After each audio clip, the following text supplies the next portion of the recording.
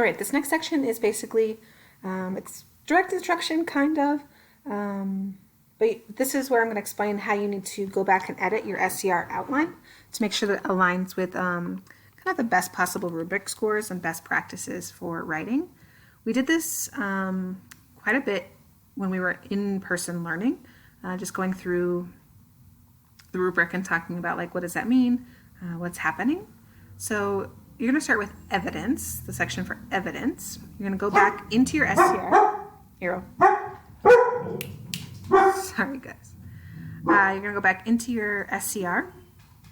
You're going to look at your evidence, and you're going to decide if you are citing two pieces of the best evidence to support your claim from the available documents. We only gave you those two documents, so you're looking for the two best examples to support your claim about why people, or why formerly colonized nations would resist. Make sure you're including sourcing information, so the title, the date, the author, that sort of thing. Once you've done that, I want you to make sure that you're highlighting in red or some like brightish red color, red, pink, whatever, in your edits, so I can go back and check them really quickly just to see like, oh, that's what they did, that's what they've changed. You can also type it in red ink if that's like floats your boat. Make sure that you're changing your evidence the best piece. That might also mean that you're extending your quote a bit. Some of you just pick like one sentence, and it's okay. Remember to add like 2 sentences, sometimes even 3, depending on what you need. And also it's not going too long. So if you're just like straight copying a ton of it, that's also the wrong thing to be doing. You're adding and changing any sourcing information. We practice this a lot: title, author, date, extra information, and how to string those together. And then ensuring that you have evidence from documents 1 and documents 2. So remember, you need evidence from both documents. Once you've done that, you're moving on to the contextualization section. So context is just that fancy word for background. So you're adding to your background statements. I know it calls for like 1 to 3 sentences. I want you to include 3 to 4 sentences of background information. We're like, unfortunately, like 7th grade, you're just like not at the level to write really, really well-written contextualization sentences in 1 to 3 sentences. It's just like going to be real tricky for you. You'll get there, but not this week. I want you to highlight all of that information in orange. Remember, you're talking about who, what, when, where, why, how. It's like who colonized, where did they colonize, why were they colonizing. The French colonization of Vietnam is much different than what those people at the Bandung Conference, particularly like those African nations, were facing. So think about like, why were regions contextualized or colonizing, and why would they want to break away from that? So this is your background knowledge from like all of the things that you can possibly know from this year, not just like those little blurbs of information. We've talked a lot about these countries and regions this year, so think about like all the context you have. You're highlighting that information in orange, so or typing in orange ink, I don't care which one, orange text, but I do expect to see like information. The next one is your task audience purpose. We call this TAP when we're grading. This is basically like, are you writing appropriately for the task? So is it like organized in a logical way? You've got your answer, your like thesis statements, your background or your background information, your thesis sentences. It flows sensically. It's not just like evidence plopped and then background and then an answer statement and then a bunch of gobbledygook. It makes sense. So it flows sensically. It's organized logically. So this next section is logically and purposefully. Your first reason goes with your first evidence, goes with your first explain, so on and so forth. And the style is thoughtful. So you're using age-appropriate vocabulary. You're using punctuation where appropriate. This one is the easiest one to get points on because it's basically like, do you understand how to write a response? This is also where you can add a counterclaim. This is the idea of like, well, some historians believe that formerly colonized nations didn't resist colonization in an appropriate way because they were under the oppressors for hundreds of years. In fact, they did resist and they did it because. So you're giving me like just stating that opposite side. We've practiced counterclaims a lot in eSchool, so think about that. Also make sure that your reasons are broad enough for an entire paragraph. It's not ultra super specific. So if you said like the Vietnamese didn't want to speak French, one, there's no evidence to support that, and two, it's super ultra specific.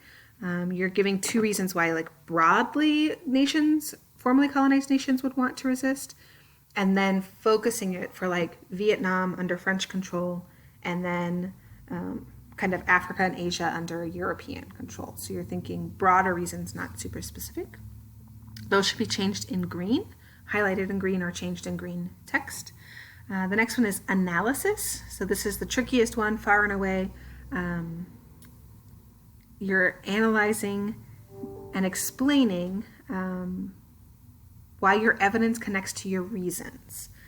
I think a lot of us, like, we pick evidence and we don't like circle back to why it supports that. So if you're saying that the Declaration of Independence of Vietnam, they wanted to resist because they felt economically and politically oppressed, your quote needs to support that. And you need to explain, if your quote is a little loosey-goosey, if you will, how that quote connects to your answer statement. Remember, you are not explaining what the quote means. You are explaining how that quote connects to your reason, to your answer. We didn't talk like in depth about SHIP, but we did practice it sort of without using that acronym. You're basically saying like the point of view, the reason for writing, the stuff that we've been practicing in eSchool a lot more intentionally. You're adding some historical context. This is the bias statement that we've been talking about. The people of Vietnam would write a Declaration of Independence because those people participating at the Bandung Conference would write, Anwar al-Sadat would give the speech at the Bandung Conference or about the Bandung Conference because, et cetera, et cetera.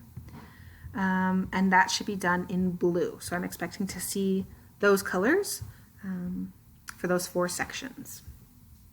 Once you're done with that, I want you to make sure that you're going through the writer's checklist.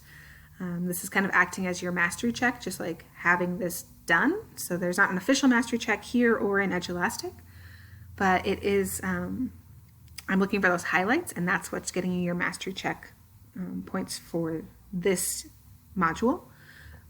You've got 2 pieces of best evidence. So you've gone back through and edited your evidence, and they are now the best. You've got some context, including sourcing information.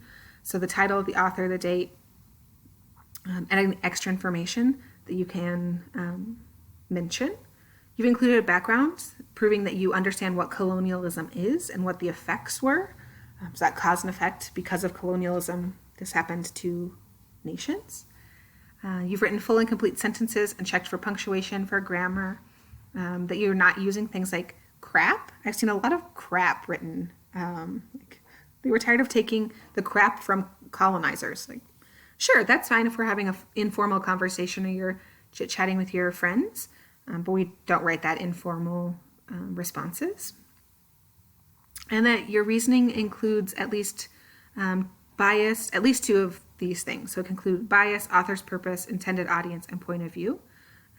So the people of Vietnam would be biased against the French because Anwar al-Sadat's purpose in giving the speech was do not do intended audience like historians reading this or students looking at these documents.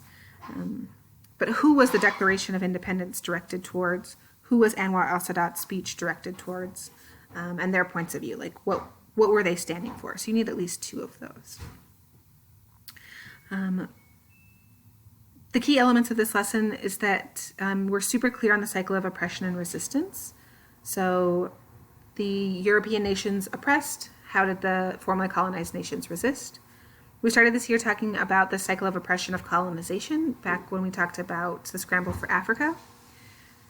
Anwar al-Sadat and the Bandung Conference basically was like the ending of that cycle of oppression. So we're 150 years later. We're talking about addressing how World War II brought us to an end of this cycle of this resistance movements, formerly colonized nations gaining their independence. And last but not least, we're looking through these like skills that you've gained. You are able to construct and support historical arguments through writing short constructed responses. So I'm looking for 2 to 3 paragraphs here. I'm not looking for a 5-paragraph essay. And you've used this direct instruction to go back and edit your writing. So you're reviewing the expectations that I just walked through. You're reviewing expectations of the rubric, and you're editing your work. And once you're done with that, you are turning in your document and waiting for feedback. All right, guys, be ready. On Friday, we will be typing our formal essay, and that will be it. If you are struggling with this, please reach out to myself or Mr. Marsh so that we can get you any support that you need. Thanks, guys.